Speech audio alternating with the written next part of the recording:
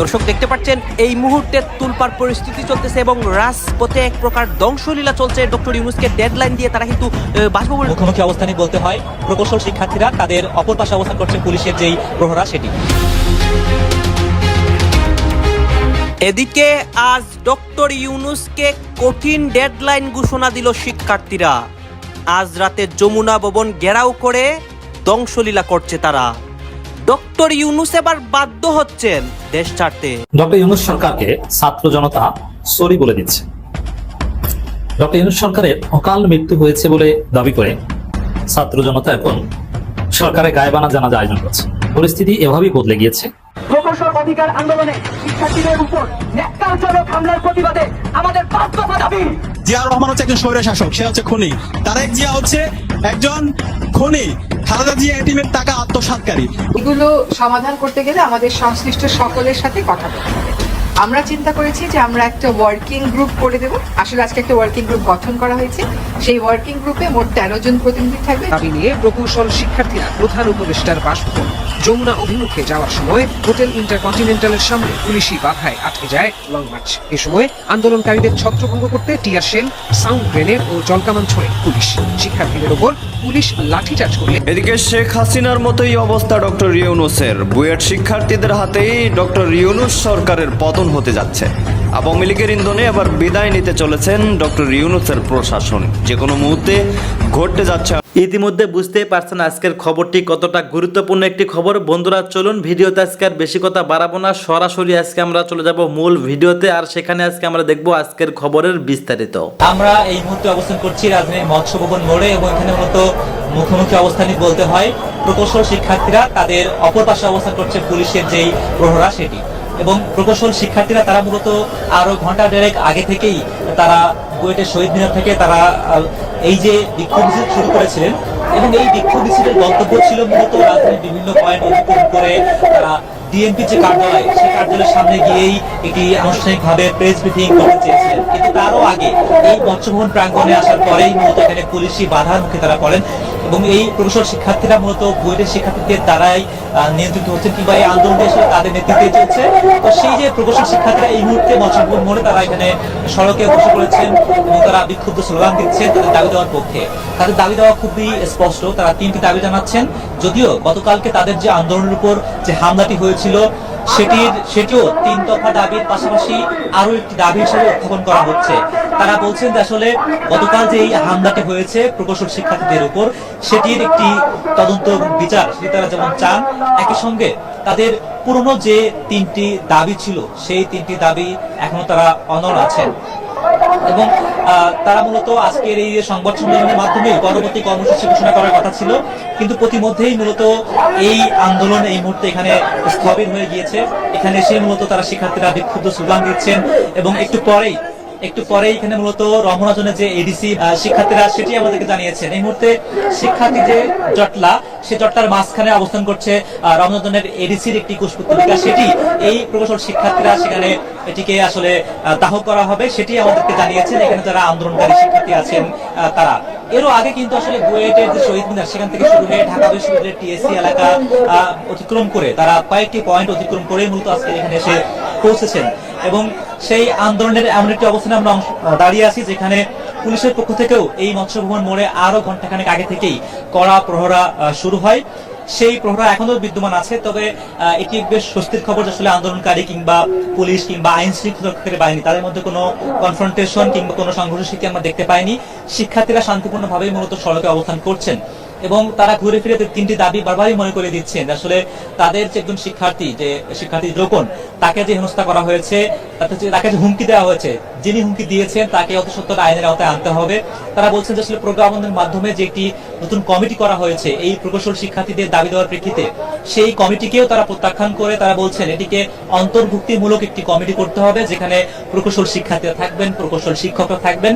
এর পাশাপাশি সরকারের পক্ষ থেকে যেটি প্রকল্প রাখা হয়েছে সেটিও থাকতে পারে। কাজেই তারা আসলে এই 3 দফা দাবি গতকালকেও যেমন ছিল আজকেও একইভাবে চলমান আছে তবে আজ মূলত নতুন যে দাবিটি যুক্ত হয়েছে তাদের আসলে তাদের উপর যে নিপীড়ন, তাদের উপর যে হামলা সেটিকে কেন্দ্র করে আমরা মূলত একটু পুলিশের যে কড়া নিরাপত্তা সেদিকে ঘুরে দেখাতে চাই। এই মুহূর্তে যদিও শিক্ষার্থীরা এখানে শান্তিপূর্ণ অবস্থান কর্মসূচি পালন করছেন, তবে এই অবস্থান যাতে করে কোনোভাবেই এই মোড় অতিক্রম করে প্রধান উপদেষ্টার যে বাসভবন সেটির দিকে অগ্রসর হতে না পারে, সেজন্য পুলিশের পক্ষ থেকে এখানে কয়েক স্তরের নিরাপত্তা নেওয়া হয়েছে, এখানে জল কামান প্রস্তুত রাখা হয়েছে। তারও আগে এখানে পুলিশের একটি নিরাপত্তা বেষ্টনী আমরা দেখতে পাচ্ছি, সেখানে ব্যারিকেড দিয়েও একটি প্রতিবন্ধকতা তৈরি করা হয়েছে। কাজেই আসলে শিক্ষার্থীরা এটিকে অতিক্রম করে তাদের যে পূর্ব নির্ধারিত কর্মসূচি সেটিতে তারা যোগ দেবেন নাকি এখানেই কর্মসূচি শেষ সমাপ্ত করবেন এখন আমরা নিশ্চিত নই বটে। পুলিশের যে কয়েকজন প্রতিনিধি তাদের সঙ্গেও শিক্ষার্থী প্রতিনিধিদের আমরা কথা বলতে দেখেছি।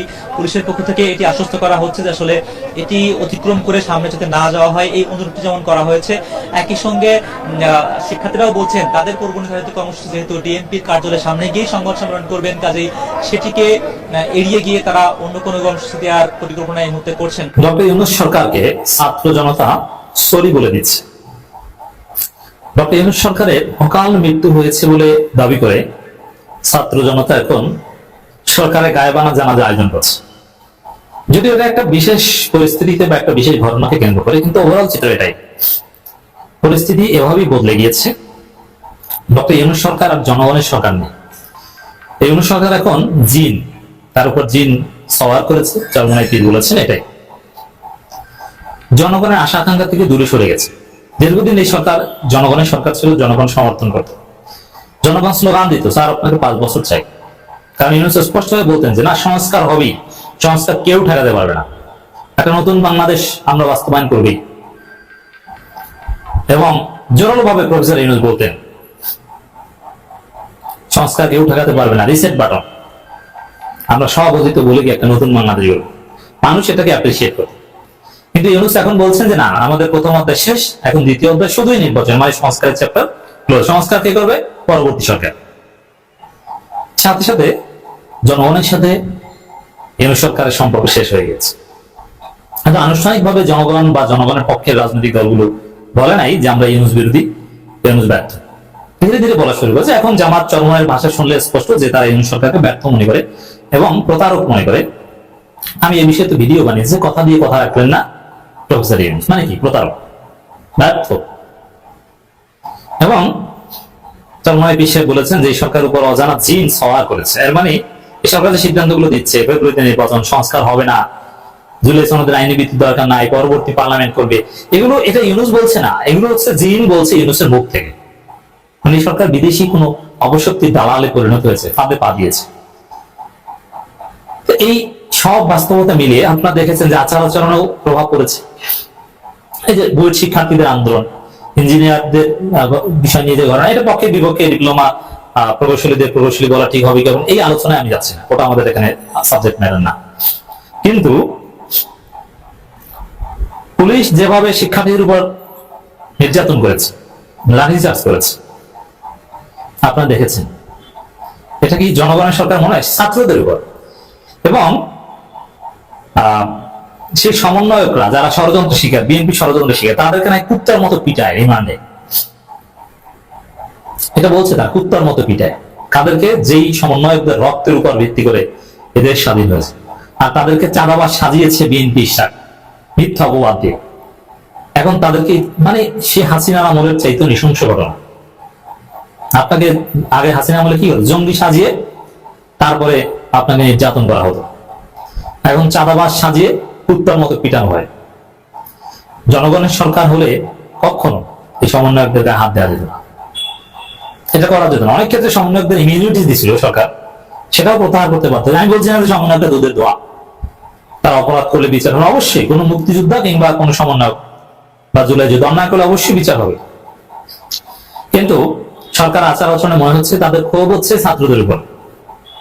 এখন ছাত্ররা ভালো না, তাদের চরিত্র ভালো। সব মিডিয়াগুলো দেখেন ছাত্ররা আর জামাত খারাপ, জামাত তো ভাই তাদের কাছে আজীবন খারাপ, কিন্তু ছাত্র খারাপ, চাঁদাবাজ ছিল তারা, অথচ সব অপকর্ম করে বিএনপি। তাদের অপকর্ম নিয়ে কোনো রিপোর্ট নাই, তাদের অপকর্মের বিরুদ্ধে এমনকি আমার দেশ পত্রিকাও যথাযথ শিরোনাম করে না। শিবিরে কোরআন ক্লাসে হামলা করা হয় চট্টগ্রামে, এটা সুন্দরভাবে কোনো মিডিয়া হাইলাইট করে নাই। তারা বলে বিএনপি জামাত সংঘর্ষ, অথচ এটা শিবিরে কোরআন ক্লাসে ছাত্রদলের হামলা শিরোনাম হওয়া উচিত ছিল, এটা কেউ করেনি। বুঝতে পারছেন পরিস্থিতি কোন দিকে যাচ্ছে। তো এটা ধীরে ধীরে আরো বেশি দৃশ্যমান হবে ইউনূস সরকার আচার আচরণে। হয়তোবা সবাই জানেন, ভুলে যাওয়ার কথা নয়, বেশি দিন হয়নি, মাত্র 1 বছর হয়েছে কোটা আন্দোলন হয়েছে। রীতিমতো আপনারা জানেন কিনা, এমনই সাধারণ একটা দাবি থেকে, এমনই সাধারণ একটা চাওয়া থেকে কিন্তু শেখ হাসিনার 1 দফা পর্যন্ত ঘটে গিয়েছিল। আপনারা অনেকেই বলবেন যে এর ভিতরে হয়তোবা বিভিন্ন মহলের চক্রান্ত ছিল, যার কারণে শিক্ষার্থীরা 1 দফা পর্যন্ত ঠেলে নিয়ে যে এই ঘটনাগুলো ঘটিয়েছে কিংবা ঘটাতে সাহস পেয়েছে। তবে আমি যতটুকু বুঝতে পারছি বা যতটুকু আশ করতে পারছি, ডক্টর ইউনূস সাহেব রীতিমতো আবার একটা গ্রামের ভাষায় বলি ক্যারফা করতে যাচ্ছেন বা মাইকা চিন্তা করতে যাচ্ছেন।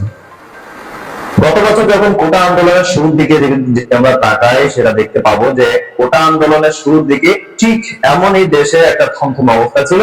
একদিন পুলিশের সাথে সংঘর্ষ হয়, পরের দিন একটু রেস্টে যায় শিক্ষার্থীরা কিংবা সাধারণ একটা কিংবা অন্য ধরনের একটা কর্মসূচি দিয়ে একদিন মাঝে বিরতি দেয়। তারপর কিন্তু হুট করে আবারও যে কোনো একটা কিছু করে হামলা করে, যে কোনো একটা কিছু ভাঙচুর করে কিংবা রাজপথে অরাজকতা সৃষ্টি করে তারা কিন্তু ভিন্ন ধরনের একটি ঘটনা ঘটাতো। ঠিক আমরা এই যে আন্দোলন, বর্তমান সময়ে যে আন্দোলন চলতেছে, এই আন্দোলনে কিন্তু আমরা অর্থাৎ কুয়েটের যেসব ছাত্রদের যেসব আন্দোলন চলতেছে, এই আন্দোলনের ঘেরানো কিন্তু আমরা সেম ঘেরানের সাথে মিল পাচ্ছি।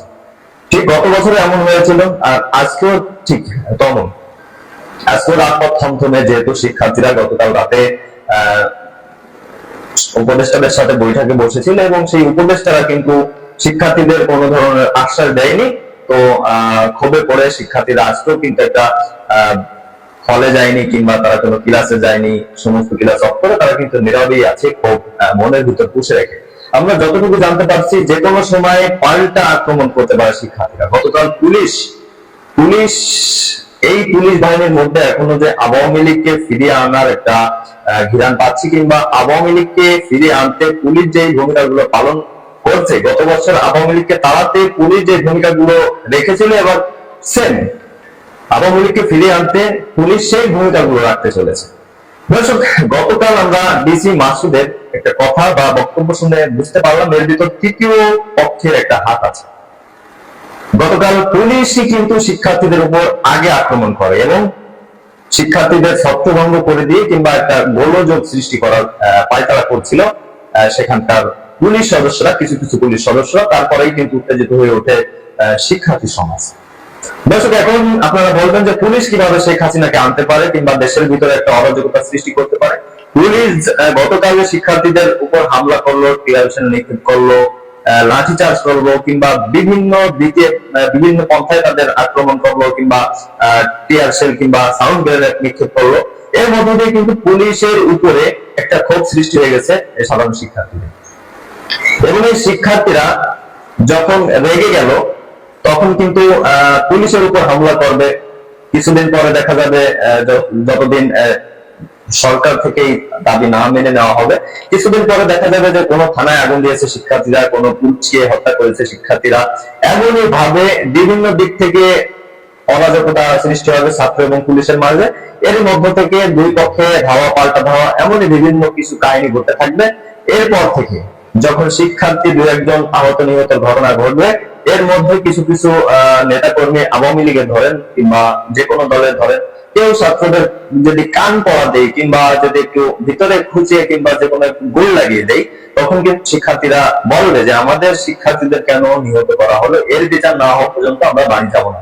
তখন কিন্তু তারা বাড়ি যাবে না। তারপরে রাস্তা যখন ব্লক করবে, তখন পুলিশ ছাত্রদের আবার আক্রমণ, তখন আবারও আহত নিহত ঘটনা ঘটবে। এমন ভাবে বড় একটা কিছু ঘটবে, আবু সাইদের মুগ্ধর মতো কাহিনী ঘটবে।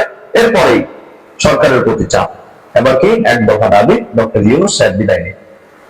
ঠিক দর্শক, আমরা গত বছরের মতোই কিন্তু ধ্যান পাচ্ছি। গত বছর শেখ হাসিনাকে টিকাতে কিংবা তাড়াতে সরকার, পুলিশ বাহিনী, সেনাবাহিনী, বিজিবি, নৌবাহিনী, বিভিন্ন বাহিনী যেভাবে ভূমিকা পালন করছিল, ঠিক দেশটাকে উত্তপ্ত করতে এবার পুলিশ বাহিনী সেই রকম ভারত এবং আমেরিকার লড়াইটা এই মুহূর্তে কেন যেন মনে হচ্ছে শেয়ানে লড়াই শুরু হয়েছে।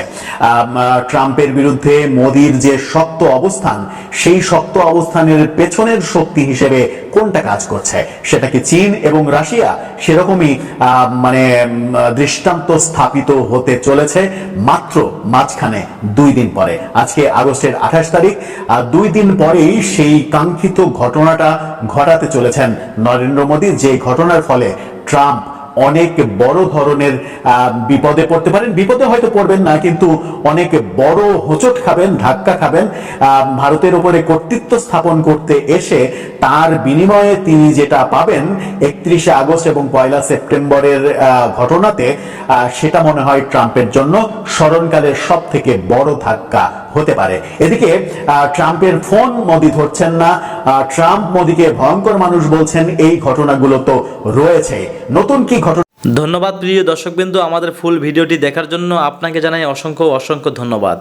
তো বন্ধুরা, আজকের এই নিউজটি দেখে আপনাদের কি মতামত অবশ্যই কমেন্ট বক্সে কমেন্ট করতে ভুলবেন না। আর হ্যাঁ, এমন নিত্য নতুন আপডেট খবর সবার আগে পেতে চাইলে এখনই আমাদের এই পিচ্চি সাকিব ইউটিউব চ্যানেলটি সাবস্ক্রাইব করুন। ধন্যবাদ।